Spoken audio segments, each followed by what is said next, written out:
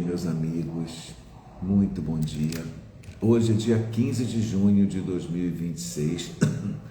Estamos iniciando mais um dia, iniciando mais uma semana, iniciando uma quinzena, né? Hoje, dia 15, chegamos na metade do mês de junho. O tempo está passando e a gente tem que aproveitar a vida, né? E a oportunidade de estarmos por aqui. Bom dia, Neide querida. Hoje nós vamos fazer a leitura do capítulo 20 do livro Vinha de Luz, da psicografia de Francisco Cândido Xavier, pelo Espírito Emmanuel. Então, bom dia, Neide, bom dia, Neila, bom dia, José Salgado, bem-vindo. José Reginaldo, Dona Conceição, vocês que estão chegando aí agora, muito bom dia a todos. Acabei de falar para quem estava chegando que hoje é dia 15 de junho, metade do mês, início de uma semana, início de um dia, e estamos aqui novamente juntos. Vamos fazer a leitura do capítulo 20 do livro Vinha de Luz, e esse capítulo tem como título Porta Estreita. A mensagem está registrada no Evangelho de Lucas, capítulo 13, versículo 24, são palavras de Jesus, que dizem: Porfiai por entrar pela porta estreita, porque eu vos digo que muitos procurarão entrar e não poderão. Porta estreita e porta larga são termos que a gente usa muito nas lides evangélicas e precisamos entender o que significa isso. Vamos ver o que Emmanuel vai nos falar sobre isso. Vou repetir a frase de Jesus: Porfiai por entrar pela porta estreita, porque eu vos digo que muitos procurarão entrar e não poderão. Antes da reencarnação necessária ao progresso, a alma estima na porta estreita a sua oportunidade gloriosa nos círculos carnais.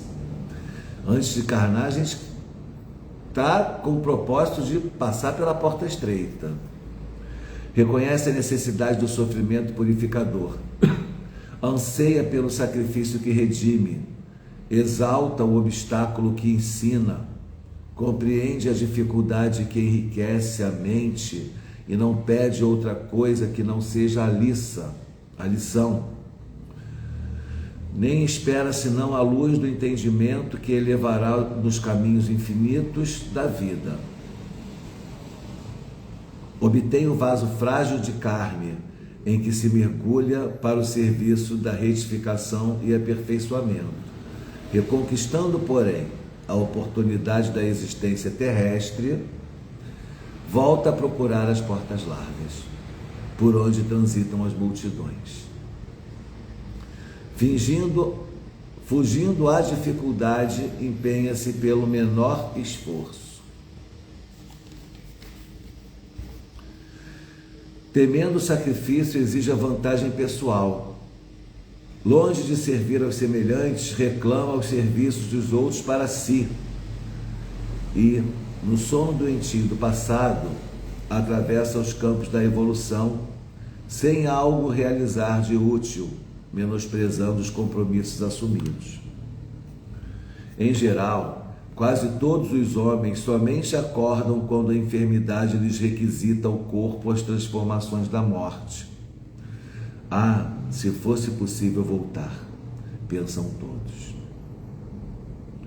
Com que aflição acariciam o desejo de tornar a viver no mundo, a fim de aprenderem a humildade, a paciência e a fé. Com que transporte de júbilo se devotariam então à felicidade dos outros. Mas é tarde, rogaram a porta estreita e receberam-na. Entretanto, recuaram no instante do serviço justo, e porque se acomodaram muito bem nas portas largas, volvem a integrar as fileiras ansiosas daqueles que procuram entrar de novo e não conseguem. Muito bem, pessoal, deixa eu só dar um bom dia aqui para a Madé, que eu vi que ela entrou, seu Luiz, Marcele, meus amigos. Porta estreita e porta larga são termos que a gente usa muito nas lides espíritas. Significam simplesmente que você vai seguir por um caminho do mundo. A porta larga é aquela dos prazeres, é aquela das convenções efêmeras, é aquela que é mais fácil de você entrar, porque ela não tem compromisso com a moralidade, com a tua evolução, com o teu progresso. A porta estreita é aquela que você escolhe passar quando você enfrenta os sofrimentos, as dores do mundo, da vida, as suas questões pessoais, busca a sua reforma íntima.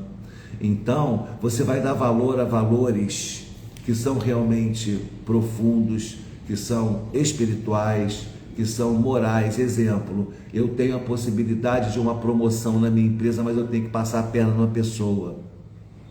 Aí eu vou pela porta larga, eu passo a perna nela e quero caminhar. Ao invés de eu combater o bom combate, ao invés de eu fazer a concorrência justa e adequada, eu vou procurar caminhos que me conduzam àquele resultado, independentemente do que eu vou realizar para conseguir. Os fins justificando os meios, não é? E aí você deixa de viver uma existência pela porta estreita, que seria a da moralidade, a do serviço, a do esforço, a do empenho. Se eu quero passar naquela concorrência com honestidade, com verdade, eu preciso me preparar. Então eu vou ter que estudar, vou ter que trabalhar, vou ter que me preparar, vai dar muito mais trabalho. É a porta estreita. Eu então crio um atalho para acompanhar. Só que o que Emmanuel está nos dizendo aqui, que a gente precisa entender, e eu vou mais além agora, que eu fiquei na superficialidade até agora, e agora eu vou me aprofundar um pouco mais no ser, ontologicamente falando. Nós precisamos entender que quando nós estamos fazendo a programação do nosso plano reencarnatório, nós pedimos essas provas mais difíceis. A prova de uma doença, a prova de uma decepção amorosa, a prova de uma dificuldade financeira, a prova de uma injustiça, a prova de uma ingratidão que eu possa ser que venha passar. Eu tô em débito com a Regina, então eu me comprometo a vir com a Regina como filho ou como pai da Regina, vamos botar como filho da Regina, para quitar os meus débitos com ela. E aí a gente tem uma vida difícil, a gente tem uma convivência tumultuada de mãe e filho, mas eu estou comprometido com Regina para poder ela, quando ela for passar por certas provas da vida dela mais à frente, quando ela estiver mais idosa, eu vou ser o filho que vou amparar, por causa desse débito que eu tenho. Mas a Regina foi dificílima comigo durante a vida inteira. Foi uma mãe que não me deu amor, foi uma mãe que me cobrou demais, foi uma mãe que simplesmente não desenvolveu em mim aquele amor todo que eu precisava ter para poder, no final da vida, dar a ela o que ela precisa e merece. Só que eu tenho aquele compromisso. E aí eu chego no final da vida, na hora que ela vai passar pelas provas, bota ela no asilo. Não vou, não foi uma boa mãe. O que Deus queria de mim? Qual era a programação? Era justamente eu superar essa questão e, por amor e por responsabilidade, compromisso filial que eu assumi no momento em que eu retorno como seu filho, eu deserdo naquele momento. Eu jogo para lá e sigo para cá. Eu fui egoísta, eu fiz uma análise daquela situação de maneira equivocada, quando eu já poderia pensar com amor, pensar com resignação, pensar com renúncia e afastar as minhas más inclinações, o meu egoísmo, a minha vaidade, o meu orgulho, blá, blá, blá, blá, blá, e cumprir a minha missão. Se eu faço tudo isso, eu estou passando pela porta estreita. Por quê? Porque é difícil romper lá esses compromissos, romper esses vícios morais que a gente tem. Olhar para o outro, renunciar e falar, não, ela é minha mãe, não importa como ela foi ou deixou de ser, hoje ela precisa de mim e eu vou dar a ela toda a assistência, porque eu posso dar essa assistência. Não há um impedimento ali, só há uma vontade.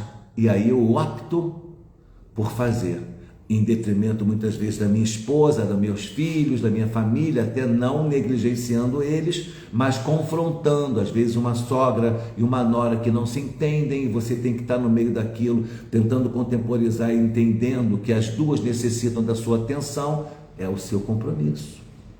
E aí você pega aí, é mais fácil fazer assim, eu tenho dinheiro mesmo, vou botar ela num local muito confortável, ela vai ficar por lá e as enfermeiras cuidam dela, só que a gente não pode terceirizar certos compromissos que a vida nos impõe, porque é nesses compromissos que a vida nos impõe que nós vamos vivenciar as experiências necessárias ao nosso burilamento, ao nosso progresso e a quitação dos nossos débitos.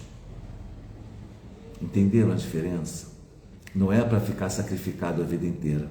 Não é para negligenciar outros segmentos da vida. É para contemporizar. É para se enfrentar, se esforçar a ser melhor.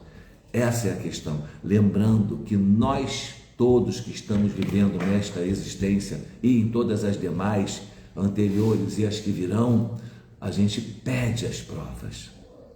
A gente necessita delas e a gente volta para lá sem ter cumprido boa parte daquilo que foi compromisso assumido e a gente roga novamente a tentativa de passar pela porta estreita. Por isso que ele diz aqui que muitos tentam, dizem que vão passar, querem passar, mas não conseguem. Porque, inclusive, se iludem com as suas próprias paixões, com as coisas da terra, com as coisas do mundo. Então vamos lá, voltando ao assunto da senectude da pessoa. Então eu tenho condições financeiras de colocar a pessoa numa casa de repouso que ela vai ter todo o conforto, mas eu vou deixar de dar a ela aquele amor e aquela atenção que ela precisava. Ela está lúcida, ela não precisa ainda de cuidados técnicos que eu não possa dar. Se fosse assim, seria diferente. Uma pessoa com certa situação realmente de dificuldade, de idade, Alzheimer e outras coisas mais, já está comprovado pela ciência que você não deve cuidar sozinho. Mas não é disso que eu estou falando. Estou falando de uma pessoa idosa, porém completamente lúcida e capacitada, que poderia viver comigo num ambiente do meu lar, mas iria demandar minha atenção. Agora, eu acho estranho quando a gente fala tirar a minha privacidade. Como é que a mãe e o pai podem tirar uma privacidade de você, se você também, a vida inteira, uma boa parte da sua vida viveu na casa deles e não tirou a privacidade deles? Né? A gente tem que pensar quais são os valores que a gente está construindo para a gente poder inserir ou não certas questões no nosso cotidiano de maneira adequada e correta. É essa a questão da porta larga e a porta estreita. Olha o que ele fala aqui. Antes da reencarnação necessária ao progresso, a alma estima na porta estreita a sua oportunidade gloriosa nos círculos carnais. Reconhece a necessidade do sofrimento purificador, anseia pelo sacrifício que redime, exalta obstáculos que ensina. Compreende a dificuldade que enriquece a mente e não pede outra coisa que não seja lição, nem espera senão a luz do entendimento que as elevará nos caminhos infinitos da vida. Aí, quando ela obtém o vaso em que se mergulha no serviço de retificação e aperfeiçoamento, reconquista essa oportunidade e volta a procurar a porta larga. Fugindo às dificuldades, empenha-se pelo menor esforço. Fugindo às dificuldades, a gente acaba se empenhando pelo menor esforço. Temendo o sacrifício, exige vantagem pessoal. Eu posso te dar se você me der também. As relações são vias de mão dupla, elas até podem ser uma via de mão dupla, mas sempre alguém dá um pouco mais. Quem é casado aqui há muito tempo sabe disso. Sempre alguém cede um pouco mais. Em qualquer relação é assim. Mas o que vai valer ali, o que vai pesar ali, é o que ela traz de positivo e o que o seu espírito entende como necessidade de passar.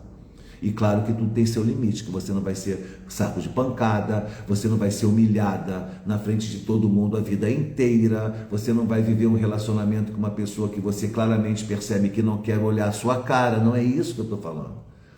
contemporizar todas as questões. No sono doentio do passado, atravessa os campos de evolução sem algo realizar de útil, menosprezando os compromissos assumidos. Nós temos compromissos com os filhos, com a profissão, com a sociedade. Temos compromisso com a sociedade. Vocês acham que a gente nasceu no Brasil à toa? Que a pessoa que nasceu na Europa nasceu à toa? Que a pessoa nasceu na África foi à toa? Temos compromisso com a sociedade. E temos compromisso com outras sociedades, como, por exemplo, se você percebe que uma nação está passando dificuldade e você, enquanto nação, pode ajudar, é obrigação nossa não fechar os olhos, não dar de ombros para situações de injustiça, para situações de pobreza extrema, para situações de desconforto, de saúde e tudo mais. Precisamos entender o nosso papel aqui na Terra, aqui nesse mundo encarnado. Tudo isso está na programação reencarnatória. E como é que a gente está se comportando diante das dificuldades da vida? Estamos enfrentando com resignação, aceitação e tentando modificar para melhor dentro de um contexto de moralidade adequado, ou estamos tentando furar a fila do SUS, né? Pegar a cesta básica em 10 instituições ao mesmo tempo e deixar até a comida estragar porque estão dando. Temos que ter compreensão, temos que ter responsabilidade com os nossos atos, para que nós possamos verdadeiramente estar passando pela porta estreita. Caso contrário, chegaremos do outro lado e entenderemos que passamos pela porta larga, e aí teremos que voltar. Desejaremos esse retorno, pode demorar muito. Olha quanto sofrimento, séculos de possibilidade de progresso, porque o nosso propósito é a angelitude, o nosso propósito é a perfeição, é chegarmos à felicidade plena diante do Pai. E a gente precisa entender que essa felicidade plena depende de nós e não do pirlim-pim-pim. Depende da minha consciência, do meu despertamento consciencial. A felicidade vem com o despertamento consciencial. E a gente está aqui para isso, meus amigos. Vamos olhar a nossa volta e buscar as oportunidades que a vida nos oferece, sermos pessoas melhores, de olharmos para o outro. Quanto mais eu olho para o outro, mais eu progrido, porque eu crio empatia. Eu vejo a dor de uma mãe que está sem comida para dar para um filho e penso, se fosse eu, o que eu faria? Como eu me sentiria diante dessa situação? Se eu sou um pai de família e tenho filhos que estão necessitando de alimento e não tenho como dar, como eu me sentiria? Então, o que eu posso fazer para tentar mudar essa realidade? Eu posso dar 1 quilo de feijão. Ah, mas é muito pouco, são centenas de pessoas, milhares de pessoas com fome. 1 quilo de feijão mata a fome de 3, 4 pessoas. Você não tem que querer resolver o problema no mundo, e sim o que está ao seu alcance, contribuindo com é Ana Maria, com Camille, com Anabela, com Madé, com Alexandre, com Verônica, e aí vai Ana Furtado, Regina Capela, todo mundo se reunindo para dar 1 quilo de feijão. São quantos quilos de feijão? Isso é consciência coletiva, consciência que a gente precisa despertar para deixarmos de ser egoístas. Quanto custa uma garrafa de vinho que você bebe no final de semana? Quanto custa aquele show que você vai lá em São Paulo para ver aquele grupo, aquele festival, ou ali, ou aqui, ou acolá? As coisas estão caríssimas e a gente faz, a gente investe, mas a gente não investe no outro. Leon Denis tem uma frase muito importante, que ele diz que entre você e Deus existe uma ponte, e essa ponte é o outro. Temos que transportarmos-nos para o outro, para progredirmos, humanizarmos-nos e depois de humanos, sermos angélicos. Não seremos felizes enquanto não formos seres humanos completos. E não somos ainda completos, porque ainda vemos muita injustiça acontecer. Muitas vezes, não, graças a Deus, já não cometemos essas injustiças, mas quantas vezes ficamos omissos diante delas? Quantas vezes ficamos indiferentes diante da dor do outro? Isso é desumanidade. Se você ainda sente alguma indiferença diante da dor alheia. Independentemente de quem seja, o que quer que seja, você ainda precisa se humanizar. Então é esse processo de humanização, de despertamento, de autoconhecimento e visão cosmológica adequada que vai nos levar ao progresso. E isso só pode ser proposto se você escolher a porta estreita.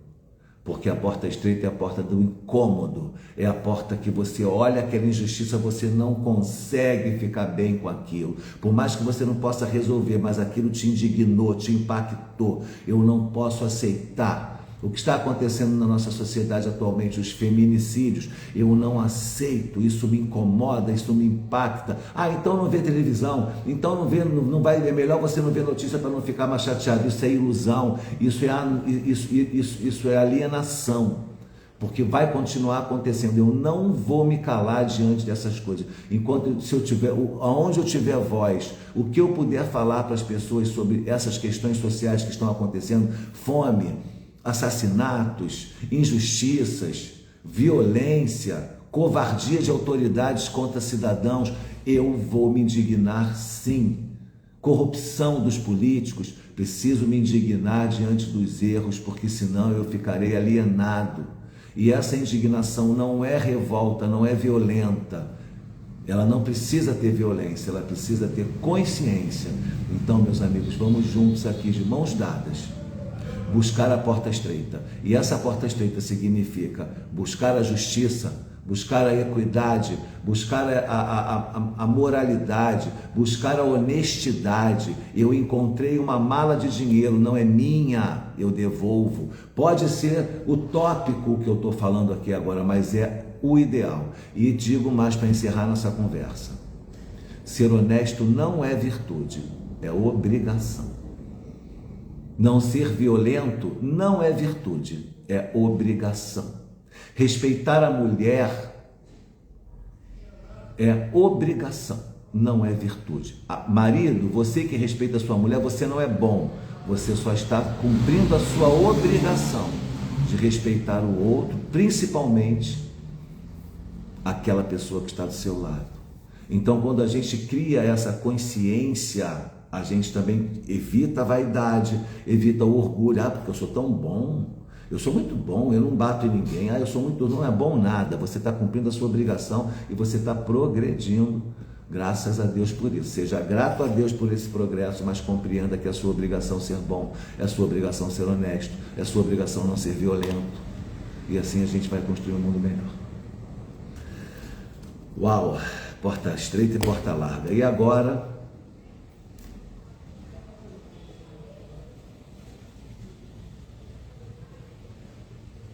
olha, capítulo 184 do livro Minutos de Sabedoria, de Carlos Torres Pastor. Todos nós somos iguais perante o Pai, que habita dentro de cada um de nós. Vivendo o Pai em nosso íntimo, pouca importância dá ao nosso exterior. E somos brancos ou negros, pobres ou ricos, desta ou daquela religião. Diante de Deus, não contam as diferenças externas, só o interior importa. Se somos bons ou maus, generosos ou avarentos, amorosos ou egoístas, pense nestas verdades. Somos todos iguais. Estamos aqui para batalhar uma existência melhor, progredir. E nós contamos com o apoio e a união de todos nós juntos para isso. Eu espero que essas mensagens de hoje tenham sido relevantes para todos vocês, que vocês iniciem a semana com muito amor, com muita paz, com muita consciência crística e consciência social, e que nós possamos nos reunir novamente na quarta-feira. Um beijo no coração de todos, um ótimo dia, paz e bem.